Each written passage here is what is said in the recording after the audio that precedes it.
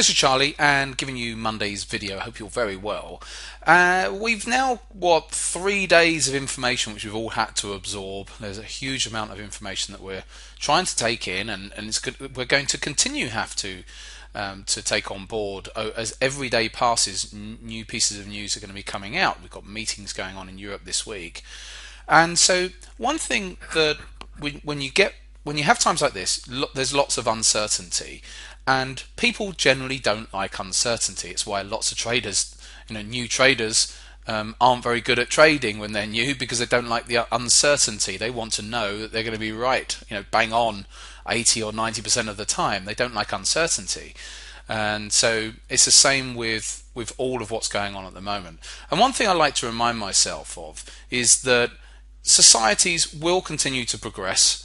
Standards of living over the years will continue to rise, and I'm pretty confident that we'll look back in 10 years' time on this period as being, yes, it was a very volatile period, but that we all came through it. I'm just a believer in being an optimist for the long run, no matter what happens in the short run. And I think sometimes we have to just put that into perspective. No matter what happens in the short term, over the long term, societies continue to progress. Our standards of living will be greater in 10 years' time than they are right now. Technology improves, and we all move forwards. And I think that when you've got a lot of media out there telling us all of this information, and the media does a great job of winding us all up, so to speak, sometimes you just got to step back and see the woods through the trees and say, okay, yes, it's a volatile period, a little bit of uncertainty, but we will all come through this. And actually, it's a great time for us as traders to be trading through this. So for us, it's a really good time. But I appreciate there's a lot of uncertainty out there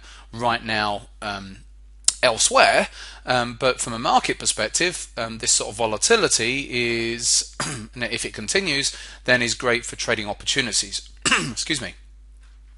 So let's actually have a look at the markets. I've actually gone out to a quarterly chart of the pound right now, just so that we can actually put this into perspective. And I don't really want to go on about it too much. You can look elsewhere on analysis and the likes. But what we had is we had this low from the 1992 or 3, then again just around the early 2000s, then again in 2008, and obviously we can see we've now broken those lows as it currently stands on the quarterly chart, which would potentially potentially suggest next target down for the cable, right down towards this level. It doesn't have to be right down to the spike level, but it could certainly be down into this area around 110 to 120 is a potential. So that's on a quarterly chart though, and obviously we've got to see what happens yet. This is so much uncertainty at the moment. We don't know what sort of deals are going to be negotiated yet over the coming months. So, but certainly I think if we come back to the daily charts, the pound gap down overnight, but it's not made new lows just yet. But the potential is obviously there if it wanted to come on down. And I do think at the moment that at some point, even if it doesn't break to and break this low today, that at some point over the coming week or two it will probably want to do a test of this low.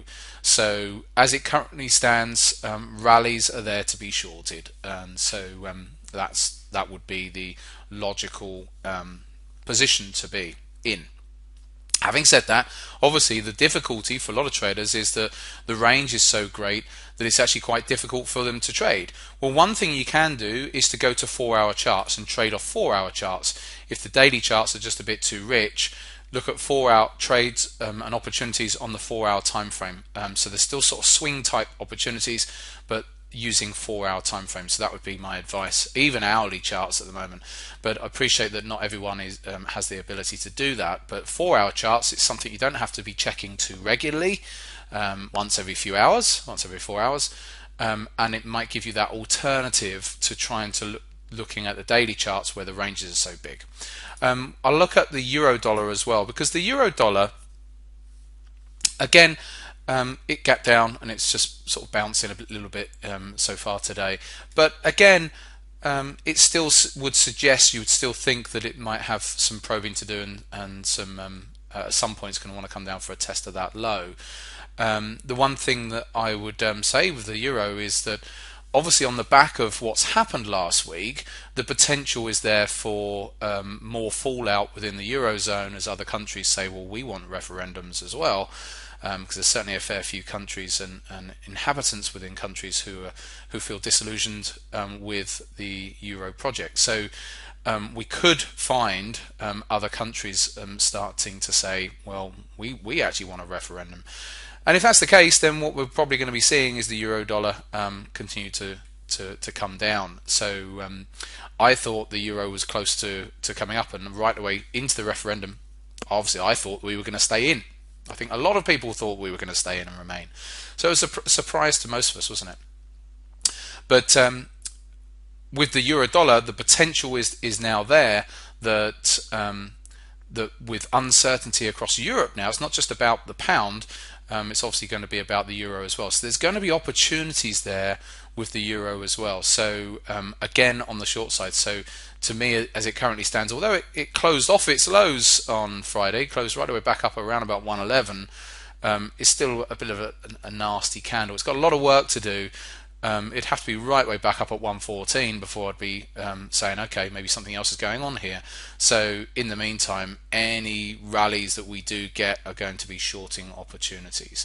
Okay, so I think I'm going to leave it at that for the time being. There is lots of opportunities here over the coming days, and I'll be covering some of these off in the MBT room tonight, the swing room tonight. And anything else to mention? No, I'll leave that with you for now.